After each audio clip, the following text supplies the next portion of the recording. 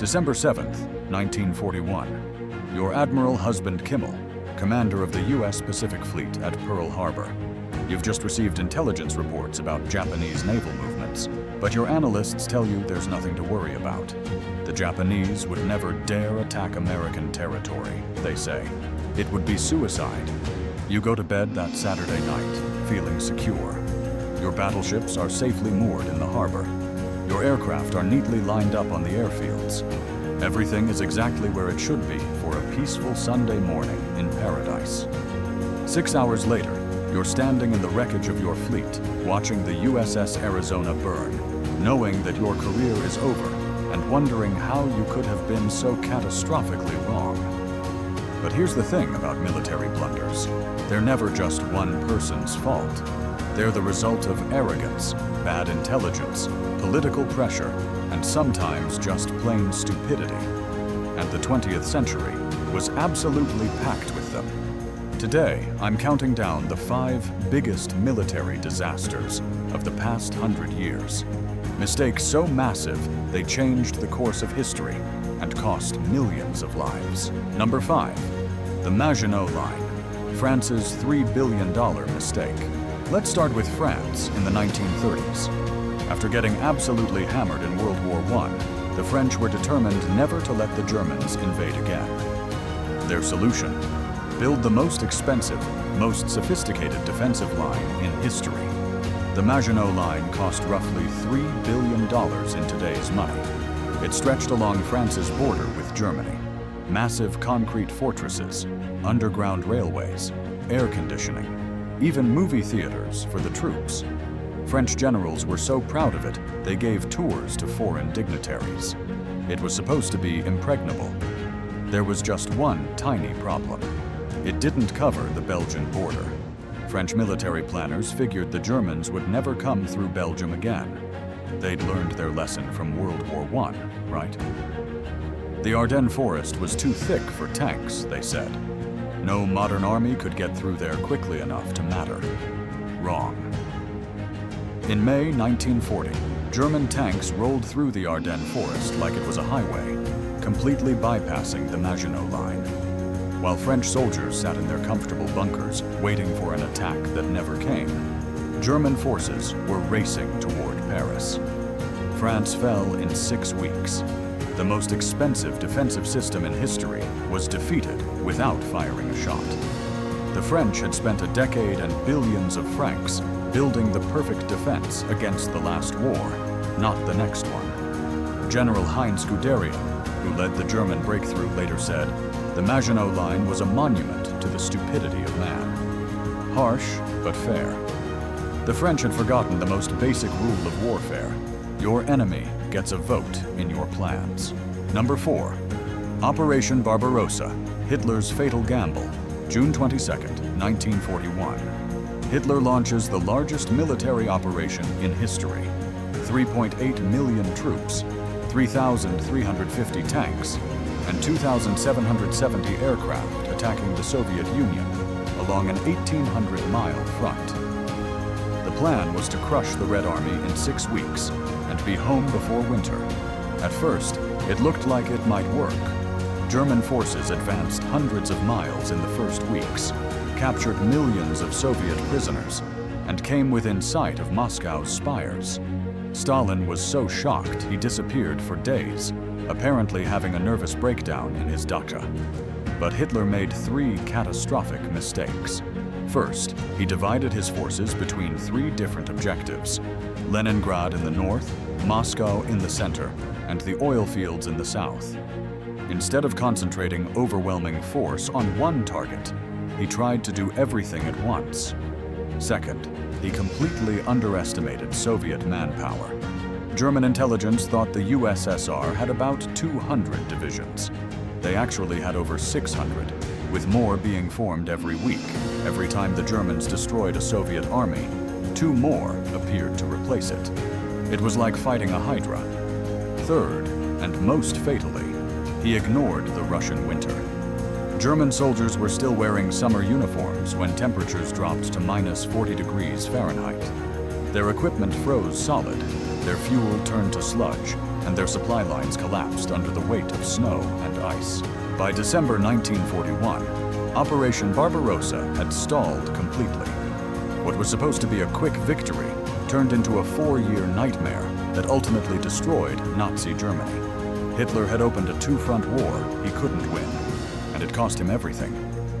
The man who thought he could conquer Russia in 6 weeks ended up losing 4 million German soldiers in the attempt. Napoleon had tried the same thing 130 years earlier and failed for exactly the same reasons. Hitler should have read a history book. Number 3. The Bay of Pigs. Kennedy's Cuban disaster. April 17, 1961. President Kennedy approves a CIA plan to overthrow Fidel Castro using Cuban exiles trained in Guatemala. The plan sounded foolproof. Land 1,400 Cuban fighters at the Bay of Pigs, spark a popular uprising, and watch Castro's government collapse like a house of cards. The CIA assured Kennedy it would work. They had maps, intelligence reports, and complete confidence in their plan. The Cuban people are waiting to be liberated, they told him. Castro's regime will crumble the moment we land. Everything that could go wrong did go wrong. The invasion force landed on a beach surrounded by impenetrable swamps, with only 3 narrow roads leading inland, perfect for Castro's forces to bottle them up like fish in a barrel. The promised air support never materialized because Kennedy got cold feet about direct U.S. involvement. He was worried about international opinion and didn't want to be seen as a bully picking on a small neighbor. Worse, the CIA had completely misjudged Cuban public opinion. Instead of welcoming the invaders as liberators, most Cubans supported Castro. He had overthrown a corrupt dictator and given land to peasants. The expected popular uprising never happened. Within 72 hours, the entire invasion force was either dead or captured.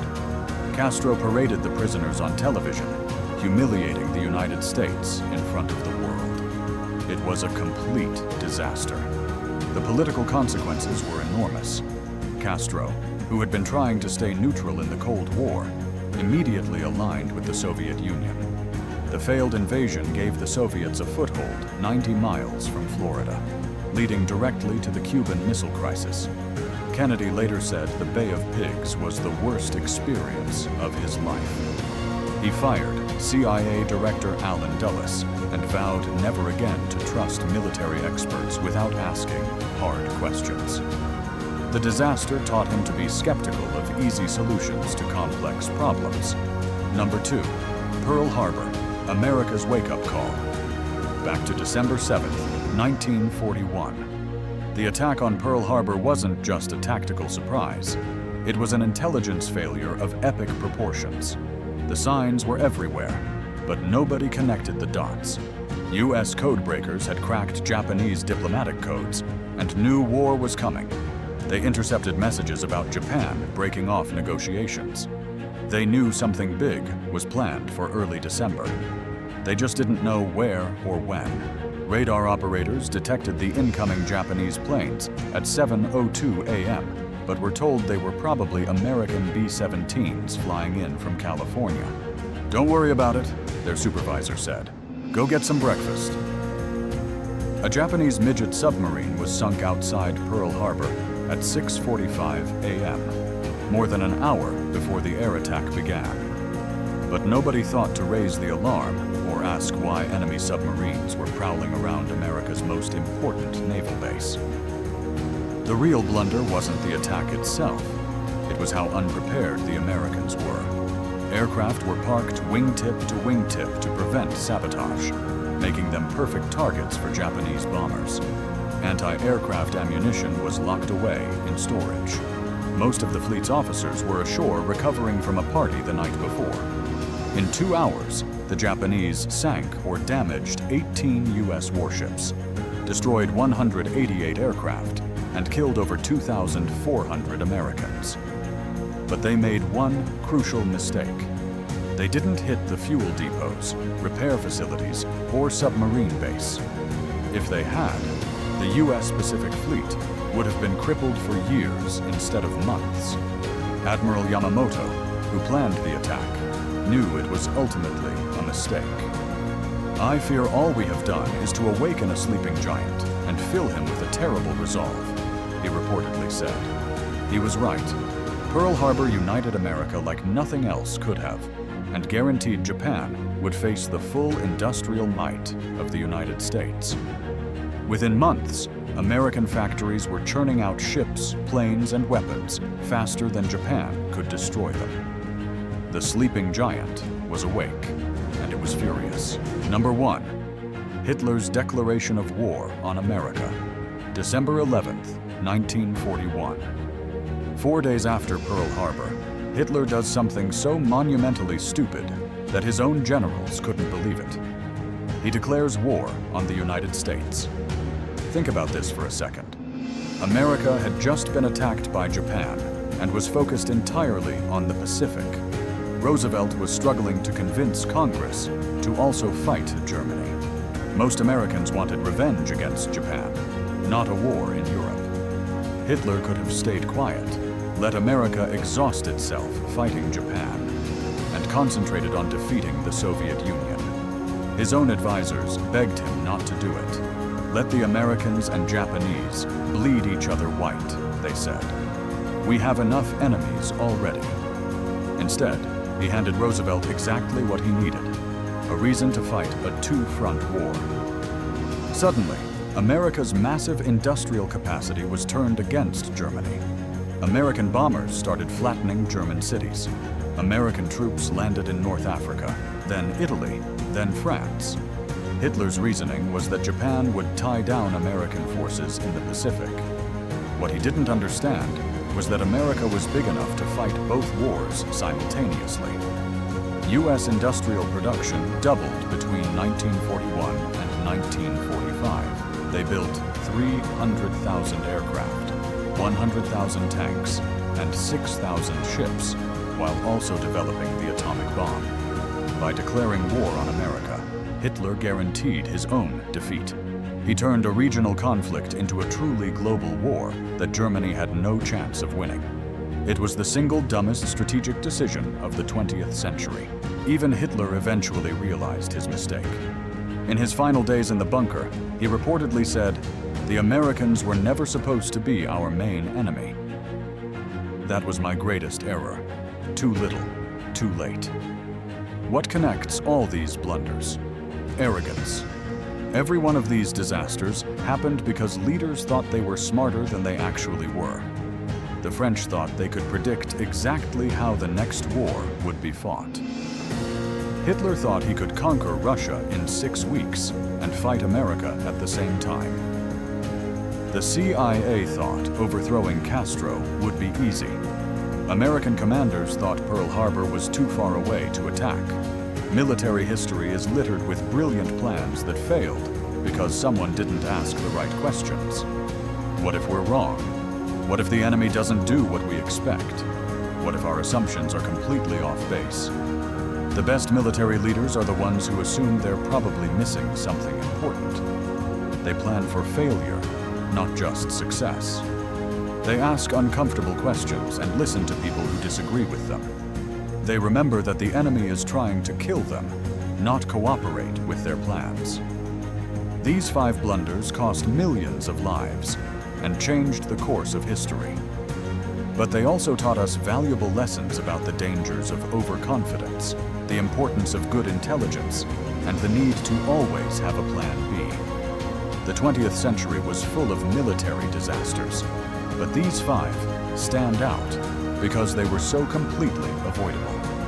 With better planning, better intelligence, or just a little more humility, history might have been very different. Sometimes the biggest enemy isn't the guy shooting at you. It's your own assumptions about what's possible and what's not. The moment you think you've got everything figured out, it's usually the moment everything goes wrong. These military blunders remind us that in war, as in life, overconfidence kills. The leaders who made these mistakes weren't stupid. They were smart people who stopped asking hard questions and started believing their own propaganda. If you enjoyed this countdown of military disasters as much as I did, make sure to subscribe to the channel and check out the videos on your screen right now. Thanks for watching, and I'll see you in the next one.